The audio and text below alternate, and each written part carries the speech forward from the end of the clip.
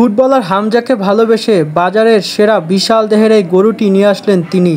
সোয়াদ cattle ফার্মের স্বত্বাধিকারী সুজন ভাইয়ের কাছে জানবো এই গরু দুটির নাম কি এবং কত টাকা কি এই বাজারে সর্বোচ্চ উঠছে এবং কত টাকায় উনি বিক্রি করতে চাচ্ছেন। আচ্ছা সুজন ভাই, এই গরুটার নামটা যদি বলতেন। নাম হচ্ছে হামজা। হামজা, এটি কি সব থেকে বড়? এখন পর্যন্ত দেশি শাহিওয়ালের মধ্যে 1200 কেজি ওয়েট, আমার জানার মতো এটাই বড়। আচ্ছা, এরপরেরটা ভাই? ওর নাম হচ্ছে রুস্তম শাহিওয়াল গির।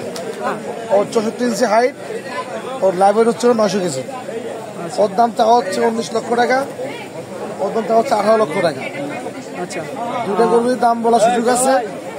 কাস্টমার আসতেছে, আমিও দাম কমাই দিচ্ছি, কাস্টমারও বলতেছে। আশা করি ইনশাল্লাহ থাকবো না, হয়ে যাবে। অনেক গরুই কিন্তু বিক্রি হচ্ছে, আমরা বিক্রি করছি, আপনাদের উঠছে। এখন পর্যন্ত কোনো কাস্টমার কি এই হামজা বা রুস্তুমের দাম উঠতেছে? এখন পর্যন্ত আমাদের কাঙ্ক্ষিত দামটা কি? দামটা এখন তো পাচ্ছি না, পাচ্ছেন। কারণ একটা বড় গরু পালতে হলে এটার 1200 কেজি ওয়েট, দেশাল শাহিওয়াল। হ্যাঁ, এটা আসলে অনেক ভিন্ন বিষয়। কারণ আমার 3.5 বছর আমারই পালা। 3.5 বছর পেলেছে? আমারই পালা 3.5 বছর।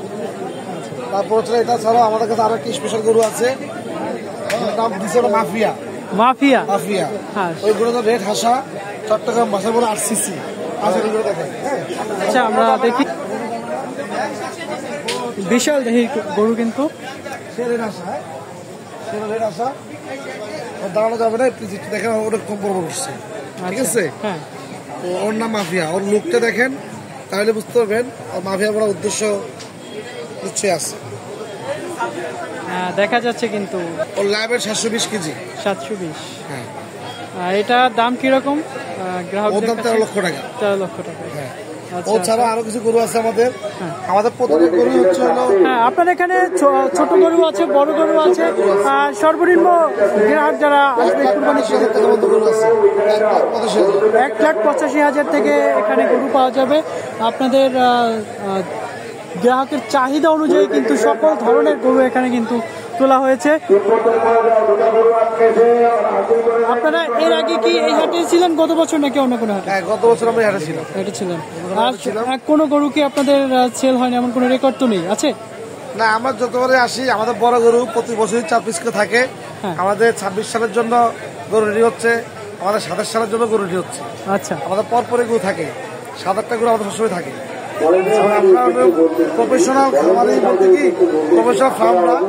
আমার নিজের গ্রামের জায়গা আছে, ঘাস করছি, ধান করা আছে, আমার শখ, আমার গার্মেন্টস ব্যবসা, পাশাপাশি আমি এটা করতেছি। আচ্ছা, এখানে যে যারা ইজারাদার তাদের কাছ থেকে কি রকমের সুযোগ সুবিধা পাচ্ছেন বা গ্রাহক আসলে কিরকম সুযোগ সুবিধা পাবে? ইজারাদার যারা এখন আছে তারা নতুন, তারা তো বিগত দিন ছিল না, তাদের নতুন এক্সপিরিয়েন্স হিসেবে আলহামদুলিল্লাহ তারা যথেষ্ট চেষ্টা করতেছে। কিন্তু আবহাওয়াটা খারাপ, আবহাওয়ার সাথে তাল মিলাইয়া তারা 100% ভালো করতে পারতেছে না। কিন্তু এটা তো উপর আল্লাহ তাআলার হাতে, এটা তো তারা হাতে না, তারা যথেষ্ট চেষ্টা করতেছে। আচ্ছা।